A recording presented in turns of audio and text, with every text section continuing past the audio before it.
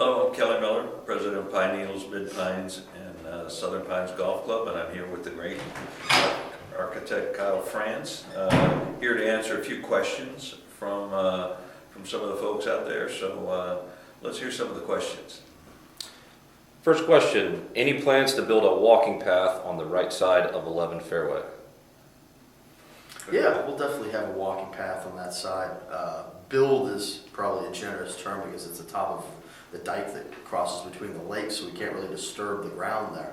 But we definitely like to mow that down, make it nice and hospitable for people to walk through there, and maybe we'll put down some kind of sand or something like that. That just makes it nice and easy to walk. But can't construct, but certainly can blaze in a trail through that area. Very good. The two of you might have different answers on this one. Two-part question. Biggest changes. What hole has changed the most? I'll let Kyle answer that. Yeah, there's been a lot of changes in a lot of different golf holes, so it's hard to narrow it in. Certainly 18 had a tremendous amount of changes. The full front of the green had to be restored and shortened off, and all the bunkering had to be redone, and some really complex drainage had to be changed through there to make it all work together. Certainly a big change in number 15. And also 6, I think, has really come a long ways. 7 as well. The whole front of the green was really not indicative of Ross's intentions, where you can jump and bounce the ball up onto the green there. So a tremendous amount of grading had to be done in that section to make it play as Ross intended. So big changes all throughout, but those are kind of the major. Yeah, let me just add to that. I think Kyle is always very modest with his work, but I started going through and thinking of which one that required the most changes, and I kept going, and I got 18 of them. So they've done, him, Kyle, and Dave Frichty, and the staff over here, Matt and Robert, have been terrific, and I think people are going to be amazed when they come and see the new Southern Pines. Flip side of the coin, what hole will require the least amount of work? Another very good question. Going through the entire property, I think the end will really be very, it's just smaller things there. The bunkering front right of the green just had to be kind of edged around a little bit. We'll be restoring some features up the left-hand side and really just expanding the fairway back out to where it was originally. Just reestablishing the hillside on the left so players can bounce down. But that, in terms of cubic yardage and material moved around, 10 will definitely be the lightest of the entire property. Yeah, but also on that one, there was a tremendous amount of tree work that needed to be done. Yeah, So there was a lot of work there, and I might opt, although it's not complete yet, number 12 looks like one that doesn't require an awful lot, but I'll defer a little bit to that on Kyle. But where are we in terms of the rest of the bunker work? How much you have left? Yeah, we're down to actually, in terms of reshaping the existing course bunkers that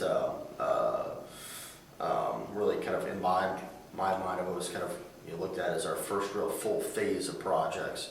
We're down to shaping 5 of those left. It's really just the 11 to 12 to 13 corridor, and then we have some of the additions behind it, and some tees, and we'll start to just continue to pick away as time and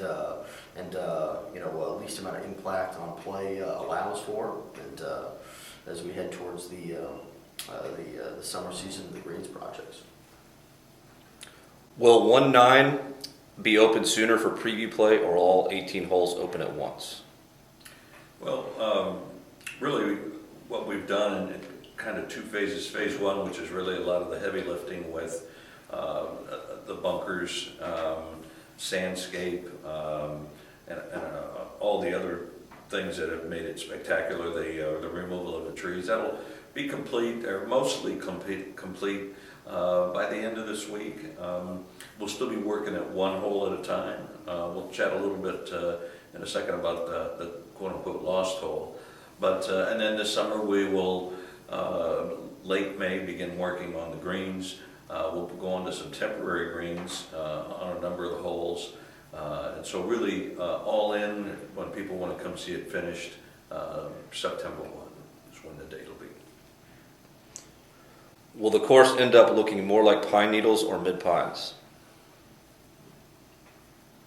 Yeah, I think it's really kind of a combination between the two.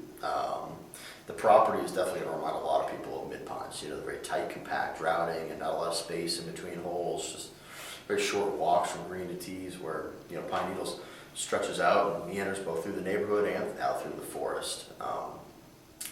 So I think more people will be reminded of Mid-Pines, but sneakily, for the more architecturally inclined aficionado types, there's also kind of a correlation between this property and Needles, and I talk about it all the time with my crew while they're designing and shaping the features out there. Case in point, the second hole, where you hit your tee shot up and over the big crest of the hill off the tee. And there's other places around the property like that. The fifth hole, for example, you hit up and over and get a big speed slot jump down the hill if you hit a very solid tee shot. That's really more right out of the wheelhouse of Pine Needles.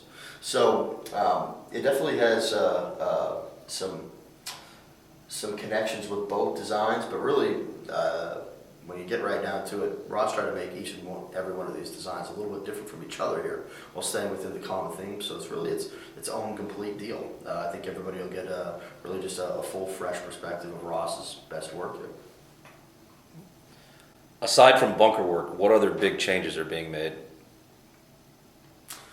Well, first and foremost, we'll be working on the green complexes themselves, switching the grass type, but most importantly, we're going to really work on the shapes of both the contours and the perimeter edges of them, and really try and make them feel as much like an original Donald Ross golf course as possible. The greens were kind of played with a little bit during the 90s, and the vast majority of the concepts remain, but some of the implementation work was more indicative of that period as opposed to Ross's work during the 1920s and 30s. So that's something to an aficionado mode that immediately jumps out when you see the course today, where we're going to be working very heavily to try and get that Ross touch, the horse and blade touch, as we call it on the past projects, where it really feels like the greens were grassed and growing in just a few months ago.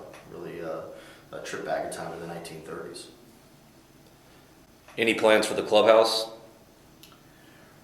Well, right now our efforts are really directed at on the golf course. Long term, we'll want to do some things. We also have an opportunity to create something really pretty cool where the old Elks Lodge building was. So Kyle and I have been talking about kind of a fun putting green, almost Himalaya type thing that'll be fun for folks. So effort first is on restoring the golf course, and then we'll do some of the other fun stuff afterwards. How will the condition of the course be on Memorial Day? Well, okay. Obviously, we're still going to be working on it. The condition-wise, now with finally getting some warm weather here in almost April, the conditioning of the golf course and the grow-in of the work that Kyle has done is going to really look even more spectacular. We'll be on some temporary greens during that time. So, as we're working on the new greens and restoring some of the other greens. So it won't be perfect at that time of year. Obviously, rates will be reflective of that. But if folks have an opportunity to come and to see the work that's going on, as I said, Kyle and his team have done amazing things. And I think you'd be stunned at the condition of the golf course and just the phenomenal views that have been allowed by removing some of the trees and everything else. So if you're near this area, in Pioneer, Southern Pine area, and you get a chance, come down. It's worth it just to take a ride around the golf course. We'd welcome you to come see it and play it. Obviously, we'd love to have you play it, but if you want to just come down and take a look at it and see what the master himself has done, it's really spectacular. Yeah, since we're starting to get, kind of slow down from the big phase one work over the winter time, people are really going to get a great opportunity over the several weeks to get a taste test of the golf course before we get into the greens portion of it. And we've done so much of the bunker work. it's easy for us to talk about, details, but just getting the big picture. Much of the property has really transformed. We have all the bunkers restored, or most of them restored, and so you really get a good sense for Ross's golf course and where we're going with everything. So great opportunity over the next several weeks to play the golf course in that format, and even as we get to the period that Kelly was alluding to,